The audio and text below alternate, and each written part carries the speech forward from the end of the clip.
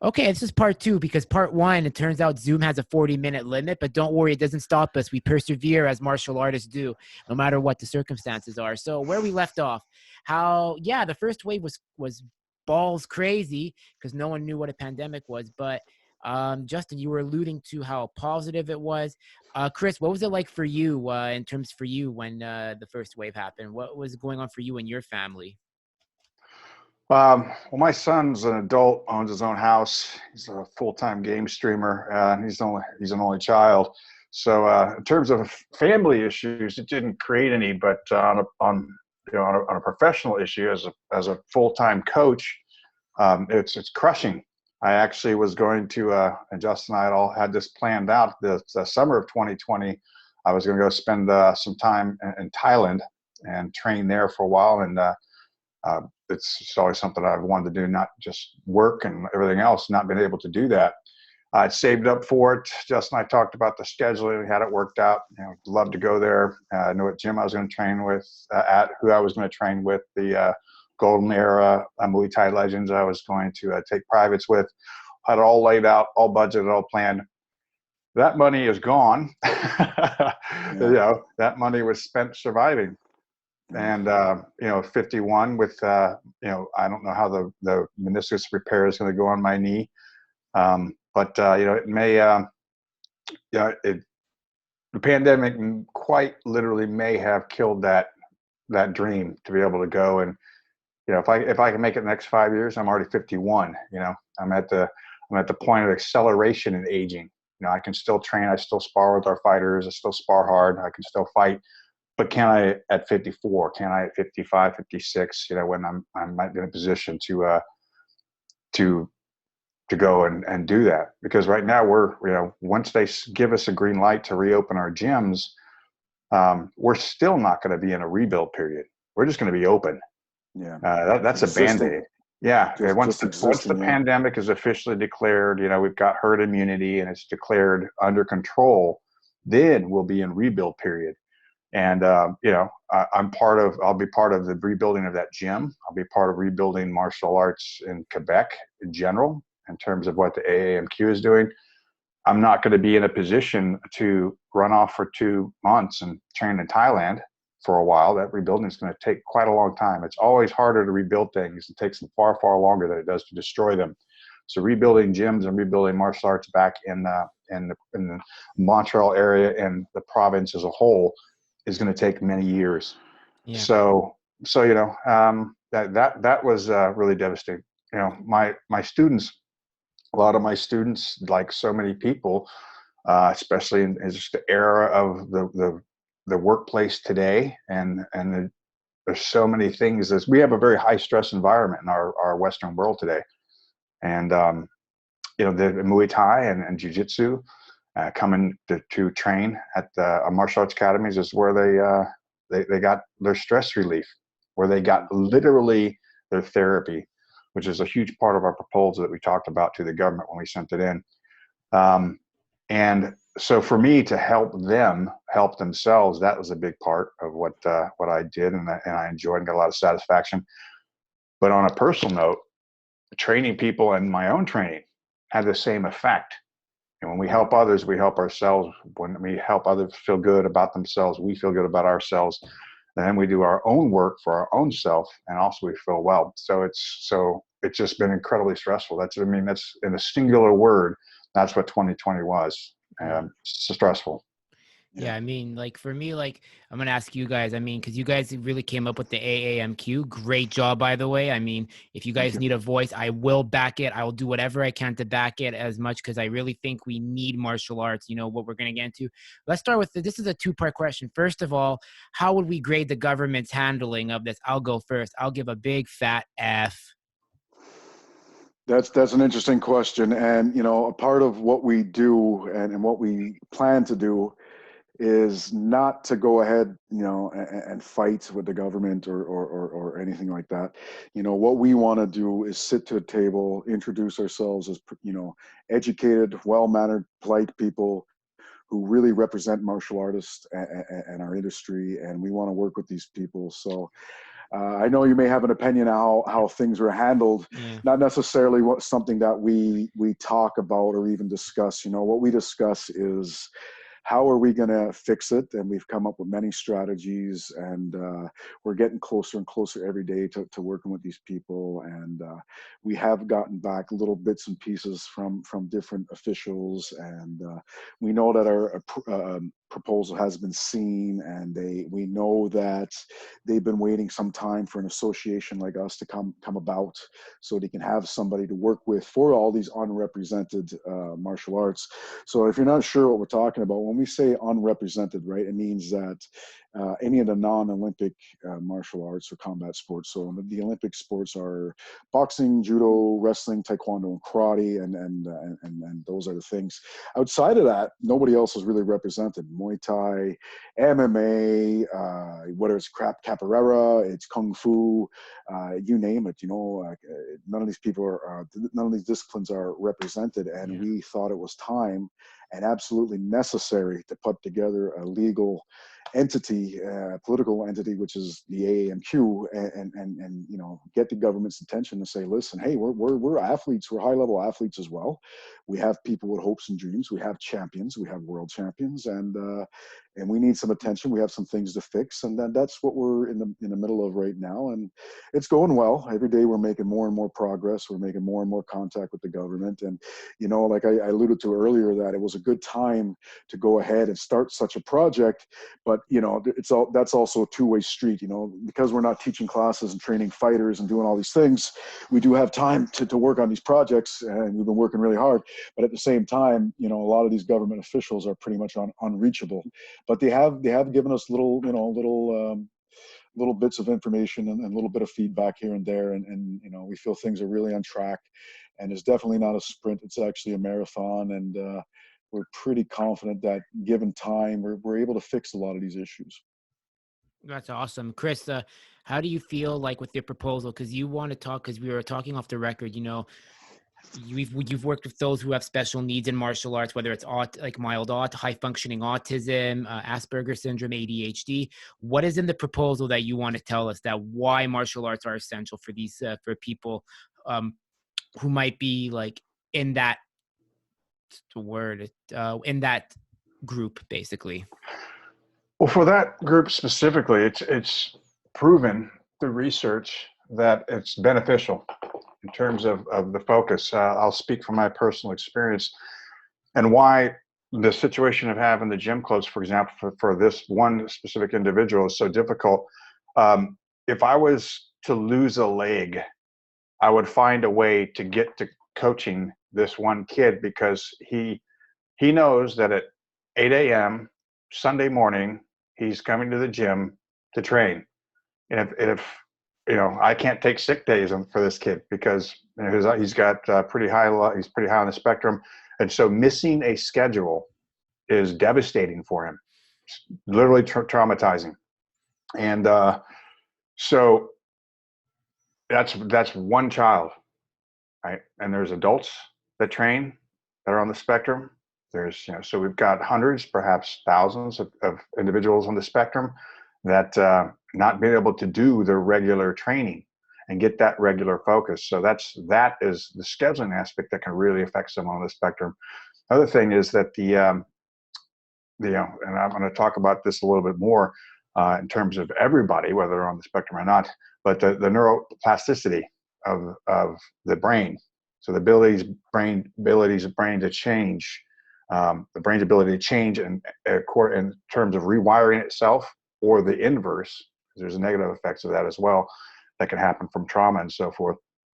So the hard training and focus training on a specific task, and with the physical exercise, the PE, if you're on the spectrum of ADHD, helps with the neuroplasticity. In other words, the brain's ability to change itself, so you can alter the level of spectrum. I'm not talking fantastically, though that can be for some people, but any degree is positivity is a positive. So that's one of the things that's really great for individuals. Now, talking about people with trauma. So Justin mentioned that we've donated to women's shelters. We have some women who train that have suffered some abuse and they have trauma as a result, as you know, that train like mad so hard, you know, 4, 5, 6 times a week. Some that have become fighters, actually compete on an amateur level. Same process. The negative effects of neuroplasticity that happens from trauma, such as abuse, as we're speaking of, those can literally be reversed through the process of physical activity. And I'm not talking going on walks or doing a jog or a bike ride. We're talking really hard, intense training. Now, for average John and Jane Q citizen, we're talking about the same sort of issues. You know, the daily stress we deal with, elevated stress levels. For every influence of negative stress, we have to have a positive reaction to that. We have to have a positive change. So the same effect.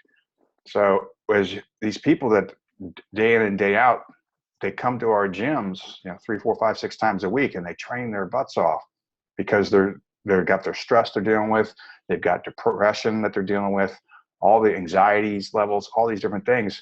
They're not getting the opportunity to do that. So again, talking about neuroplasticity, this is compounding negative effects that's happening from the daily life. They're not being able to use their usual form of therapy, literal therapy, which is in the hard training, to reverse those effects. Now, when it comes to physical activity and hard training, martial arts or otherwise, martial arts specifically is mentioned in the studies that I researched. In North America, it's actually considered not only legal, but a valid prescription for mental health to have hard training, and specifically martial arts, as mentioned in the study, and as an option instead of the verbal therapy, you know, sitting with the therapist and talking. They'll actually write a prescription. Here's your prescription. Go train. Go do a martial arts. You would be in here twice a week talking to me for an hour. You're going to now go train twice a week and talk to an hour, or for an hour twice a week, and it's quite impressive. Now, in terms of COVID and the effects on population in general, I mean, there's so many studies we've got. It's incredible. Like the Canadians Center for Addiction and Mental Health did a 2020 study that was just January to June. Okay, so we're just talking half a year. Okay, and you've got a 50% rise of mental health problems. That's 50% increase in mental health.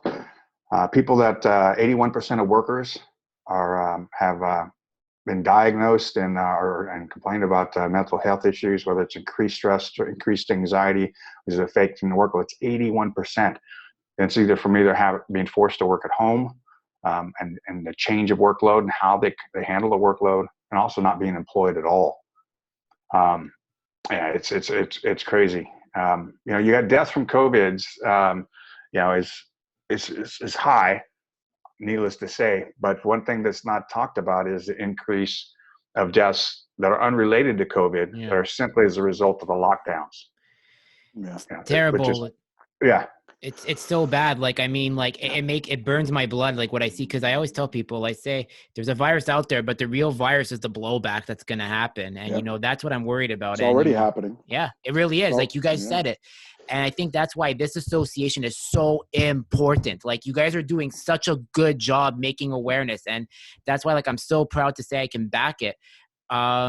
Chris, you know, it's like your proposal is so beautiful. Like what you're saying, you know, it is like, do you realize like who you're impacting? Like, do you know, like that kid that you train at 8 a.m., like, is he like, it's like, you have like a special bond with him. Like how rewarding is it that you came up with this proposal and you're doing it for him or any other of your students? Same with you, Justin. You know, it is rewarding. You know, what I experienced when doing the research for the proposal was, it was depressing. You know, it was really, it was intense to realize how much of a powerful negative effect this is having and that we're going to spend a long time getting out of it. For example, there was like a 2011 study that was done regarding mental health in the workplace, and the overall cost of mental health in the workplace for Canada, and the total numbers in which that would result in terms of billions of Canadian dollars in within 30 years. Okay, so this was 2011. So they predicted by 2040 that it would just alone and lost GPU. Okay, I mean lost gross national product (GNP). That we're talking about 198 billion just from mental health, not the cost of treating mental health, the lost revenue of businesses and the workplace and so forth. Now, taking the fact that that unemployment has risen drastically as a result, taking the fact that number from the Canadian Centre of Addiction and Mental Health, a 50% increase in mental health problems. So now we can just take that number and multiply it by so many factors. And I believe we're in over the 600 billion by the time we actually get to 2040. So, and then you got to look at these kids. You know, all the kids are suffering. In the SARS outbreak here in Canada. So let's talk about the kids that were in lockdown. I was of that generation. Yeah, with their parents, locked down with their parents during the SARS lockdown. There was a 4 times increase in PTSD among those children. Now, this is diagnosed research. This is not general, not PTSD. No, real trauma. The way their mind, their mental health functioned and was affected was in the PTSD spectrum. So it's 4 times the level. Those kids in 2040, and that number, to go back to that number from that one research, those are going to be the adults that are running businesses, running corporations, running aspects of regions and provinces and the country. Those are our future adults too that are being impacted by this, to that effect, 4 times more likely to suffer PTSD. It's pretty incredible. It's crazy. It's not going to be pretty. No, it's not. No. And what do you guys hope to accomplish? Like, what's the AAMQ? Like, there's dialogue. So, look, I have my opinion. I'm going to be honest. We're all entitled to our opinion about how the government's done it. But at the same time, I see there's a lot of positives with the consultants in there and whatnot. So what is the hope? Like, as the government starts to kind of see what you're doing and whatnot, what's the expectation for opening? There's quite a few. We want to open immediately or whatever. Our definition of immediately is what makes sense. I mean, doesn't mean that I want to open 5 minutes from now. When the time is right, we want to open under the right protocols and we want to stay open. Okay. So all this yo-yo game of opening, closing is what's really going to kill our industry. Okay. We survived. Yeah, it's the toughest part of opening and closing. That flick of the switch on and off is just absolutely destroying us. So we survived that one lockdown, and I don't think anybody thought too much of it. Okay, it's a little bit of time off, and we'll get to catch up on some things and get back to the game in a few months or a month or whatever. Then the second lockdown came and people realized, well, this may happen quite often. And I'll tell you, as a gym owner myself, the lockdown that happened March 16th till June 22nd or something, I'm not sure what the dates are. I lost 30% of my clientele, and that's a big hit. That's 1/3, actually, like between 30 and 35% of my clientele. And what I mean by lost is actual loss. Like, they did not come back, for a multitude of reasons. They were depressed, they gained weight, they got into bad drinking habits, to bad substance habits. They just lost their confidence, just walked away from the sport or whatever. So, that was after 3 months of the first lockdown. And then, we worked so hard, Chris and I and all the team at Angry Monkey, to bring our gym back to, those levels of success that we were having, prior to the lockdown. And just as we got going there, boom, we got shut down again on October the 8th, which literally made me crazy. And we've been shut down since then, you know, October, November, December, January. Now we're going into February, into our 5th straight month of lockdown. And, you know, whenever we do open up, you know, the results of the second lockdown is going to be far worse than the first one. So basically, you know, if you take a gym like mine and so many other gyms that are out there, all these guys, I know them all, they work so hard and you know, and to get their gyms off the ground, their dojos and their clubs, we will be starting from zero. We will be starting from zero as if we just opened up a gym a month ago, and we're looking for clientele. We're trying to make a name for ourselves, and keep in mind, you know, a good 30+% of the other dojos and clubs in our community have folded. They have actually threw in the towel, packed it up, and just put it away. It wasn't, you know, one of the major problems we have in terms of financial is, yeah, some of us qualify for some financial aid. We get 65% of the rent. Some people don't qualify for that at all. Some people get served as an individual. They get $500 a week. I don't get that. Some people get that. You know, even with the 65%, you got to pay 1/3 of your rent. Now, where does that money come from after being closed for 7 months? Where does that money come from? You know, we get 65% of the rent, but we still have our electricity to pay. You know, we all kept our utilities, our phone lines, our internet, because nobody expected to be in a lockdown for 7 months. So nobody thought that they were going to cut off their amenities, you know. And the insurances, you can't turn off your insurance, because if you do, you lose your occupancy permit. If you lose your permit, then you have no business. It's like pulling the plug in your appliance, you know, everything just turns off. So, you know, here we are forking out thousands of dollars. And keep in mind that businesses like ours, okay, we do it because we love it. It's rewarding, like Chris was talking about earlier. We help people. It's rewarding, and that's what we're there to do. And we sort of cope and accept the fact that we don't make a lot of money. And this doesn't, you know, this isn't particular to one gym. There aren't many gyms that are making a lot of money, you know. So at the end of the month, you know, I often say what we do is a business of passion and not of profit, because at the end of the month, you know, you pay your bills. There isn't a lot left over. And you know, you know, to fight through those struggles year after year and build up a business and then just lose it the way we're losing it right now, it's a very hard thing to take. It looks like a lot of us will come out on the right end of it, but we're right back to where we were 7, 8, 10, 15 years ago when we started our businesses. We're going to be starting from zero. So we're going to be needing, you know, we're going to be needing a lot of cooperation from the government. We're going to need these guys to be paying our rent in full. And we can't accept anything else after being shut down and ripped away from our businesses the way we have been. So there's a lot of things that the AAMQ has to address. Those are one of the onslaught. You know, like our number one goal was always to unite the community and get them operating under one roof and friendly and shaking hands with each other. With this whole COVID mess, the big number two was getting all this straightened out and helping the businesses survive. And then it goes on down the list, 3, 4, 5, 6, 7, 8, 9, 10. And you know, every industry, every discipline, they have issues they want us to address. And we got to get to many of those things. But, you know, one thing that seems quite crucial and quite devastating right now is trying to figure out how we're going to help all these businesses survive. And the ones that are out there at the other end, you know, it's going to be a tough 6, 12, 18 months to rebound back to any sort of stability, that's for sure.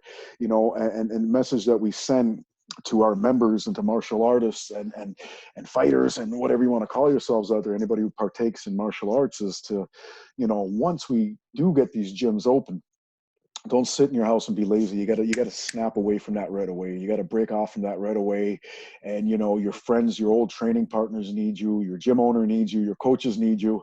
And you know, pack your bags and get your asses in the gym as soon as possible. Don't make, you know, we've seen and experienced a lot of cultural changes in the last couple, whatever this period's been, 11 months or whatever. You know, we've seen the cultural effects of how kids attend school and what's going on there, even to how we shop and how we order food and eat. Everything's changed, you know. We can't let it affect our martial arts community too much. So I have to urge people to pack your damn bags, pack your gloves, your gis, your kimonos, your shin guards, all that, and get the hell back into your gyms real quick if you want to do your part to help save our industry and help our gyms and dojos and clubs rebound. So, you know, get down to your gyms real quick when that day comes. I honestly think you guys are doing such a good job. I mean, one of the other things I want to give kudos to, you hired two people as consultants, which is who are Vincent Michaud and Sandro Ferrante. Sandro is a great friend of mine. He's been on my last show I had called Beyond the Fight. Don't focus on that fight. Focus on the Drew experience. That's up. But That's Vincent, where it's at. I want to say, to get a guy like Vincent, who's a champion of Kyokushin Quebec, that's a big name because he is the champion of this generation. And the one thing that I'm gonna say it, I'm a Kyokushin practitioner. It's if anyone gets offended by this, you can unfollow me. The unfollow button is right there. It's like right, I'm not there, but just it's like, look, I'm gonna be honest. In the Kyokushin community, a lot of masters or shihans, as they're called, or senseis, not a lot, but there's a few. They have an ego, and Vince is doing what he can to unite. And I know there's a list of dojos in the AAMQ. So I want to give a big shout out to Vincent Michaud. So thank you, Vince. Thank you for representing Kyokushin Karate Quebec. Because to those who are kind of worried or they don't want to feel, listen, you want a voice? Do you want a goddamn voice if you're a Shian? Then take the offer that Vince gives you, because this is the only chance you got to have a voice. Kyokushin doesn't have a voice, unlike sportif karate. This is not that. So as mentioned, I said it with Vince, I'll say it again. If you're a Shian and you're kind of unsure, a sensei, pull your damn pants up, tie the belt, be the black belt you are, and take the offer when help is needed, because you need to represent what the community is. That's a good message. That's a good message, Yeah, and absolutely. I'll take that opportunity, if you don't mind, to say that we do represent all the mixed martial arts and all these different disciplines that aren't represented by the Olympics. You know, and some of these some people from time to time they look at us and they call us a mixed martial arts association, No. and it's, I don't know how you can misinterpret that. And we do have a lot of people on our board that have competed in mixed martial arts, but he also grew up in Taekwondo like Chris, and he also grew up as in Kenpo karate and all these things and stuff like that. So we truly are martial artists. We don't just represent mixed martial arts. In fact, that's only a part, just like any other discipline. We consider mixed martial arts the equal to Kung Fu, the equal to Capoeira. It's a single discipline, and we represent everybody that is not represented. We picked up all the orphaned disciplines and gave them a clubhouse to hang out in, and we're sort of like the big brother of the neighborhood that plans to help everybody. And now we have already helped quite a bit, actually. The pressure that we put out there in the last few months, particularly in the last couple of weeks, the pressure that the AAMQ has put on through the media and had the effect that it sort of blanket the entire community. We have sparked some movement already. There's some things moving, and we sparked a lot of movement, a lot of positive energy, and we can't wait to fully be recognized and sitting with the government and politely collaborating with them, because we know we can fix everything in time. And you know what? The community that we're about to build, with the vision that we have, it's a very beautiful, beautiful thing. It may take a few years to get there completely, entirely, but when we get there, it's going to be Shangri-La. It's going to be paradise, and just can't wait to get there. And we're getting closer and closer every day. So big visions, a lot of different things.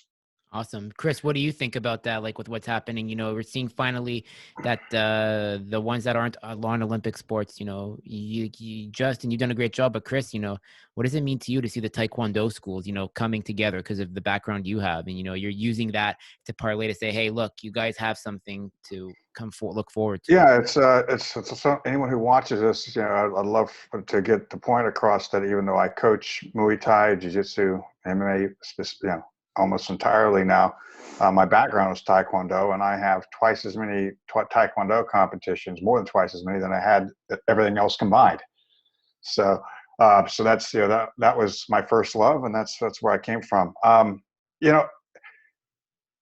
It's when I try to project a vision into the future, I use my imagination to go, okay, what could the province look like if all these individual singular schools and disciplines, all the Kyokushin came together, all the Taekwondo came together, all the Capoeira came together, and those individual groups of disciplines then came together under one umbrella.